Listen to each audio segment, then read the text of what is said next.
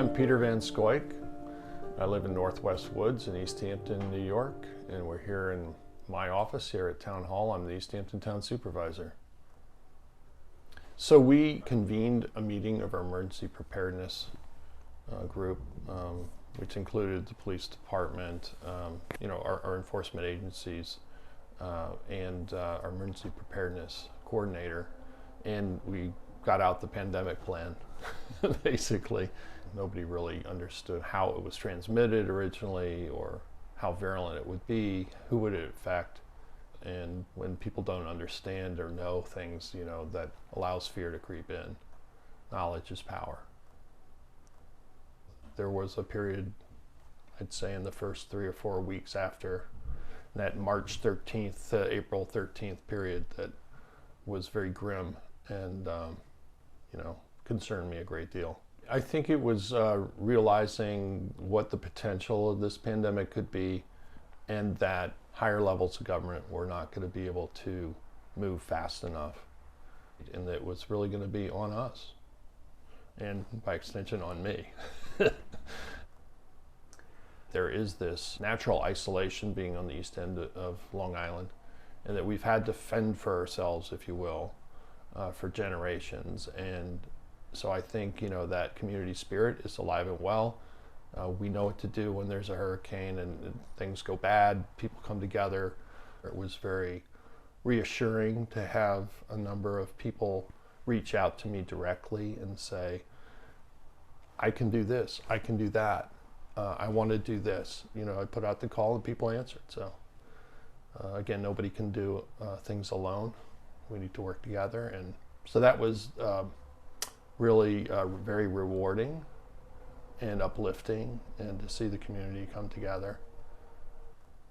What's kind of unique and different about our town is that we have people who've lived here for centuries, and then we have the latest, greatest in whatever field is here with a summer home. So there's this huge spectrum, socioeconomic, cultural.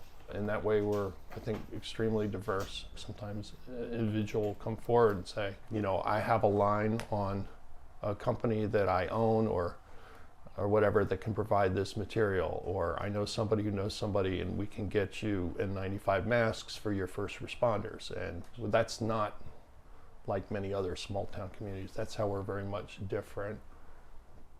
I think in many ways, our town is very attractive because it's not overdeveloped, that we have vast areas of parkland and beaches where people could be outside. Those are attributes that I think also drew people here. People who evacuated were concerned about getting sick, so they were, I think for the most part, very respectful and careful about how they behaved. We saw a real uptick in the number of people who were second homers, became much more engaged in the local community. So we saw, a large amount of money raised for food pantries and for other, charitable organizations. With so many people looking to escape the city, and the ability to pay much higher, that's really displaced those who rely on the local economy in order to make a living. That's a crisis that's really gotten to epic proportions now. It really is something that we're focusing on this year in my State of the Town address. I made that a priority, that we address all hands on housing.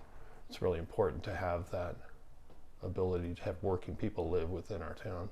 They provide emergency services, those volunteers.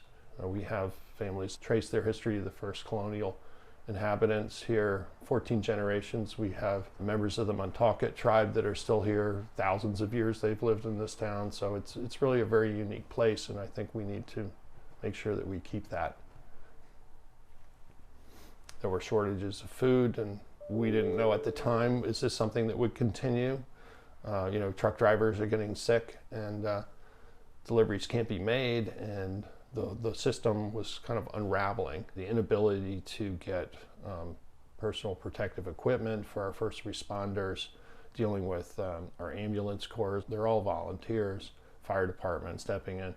everybody kind of doing their part, but I don't think most people really understand just how much time and effort and energy was put into that for months and months and months and months and months, and it's really ongoing. Today is Groundhog Day, and I feel like 2 years, it's just been, every day's been like Groundhog Day, like the movie. See old photographs, 100 years old, of people wearing masks in the street, and how, you know, the public consciousness about that pandemic pretty much had faded away. It's like people never wanted to talk about it. They just completely put it behind them. So I don't know if this will be the same way, you know, in 50 or 100 years. Nobody will remember it.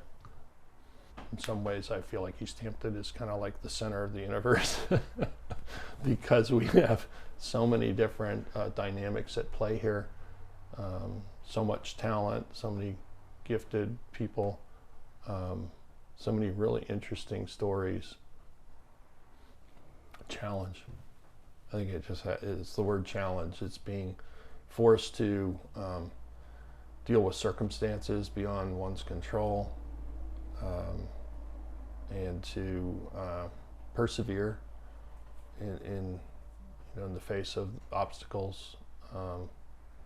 You know, we had very little opportunity for having access to vaccine. Our residents, many of whom were elderly and most vulnerable, would have to travel to Stony Brook or further, you know, and that's wasn't in the cards really. And so I knew that we would have to get vaccine here, and just persevering and pushing and pushing and pushing until I convinced higher levels of government to give us vaccine directly. And I put out the call for volunteers, and we had immediately over 140 volunteers, and we put together a vaccination center, and we ran clinics, and to date we've vaccinated over 11,000 doses.